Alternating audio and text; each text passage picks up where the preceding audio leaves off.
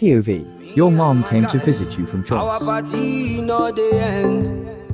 Miss White stay for house. She go stay with us till the dawn. We dey talk the talk, we dey walk. We dey pay for things where we want.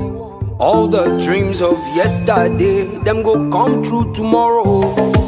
Everybody where we meet for the places where we dey go.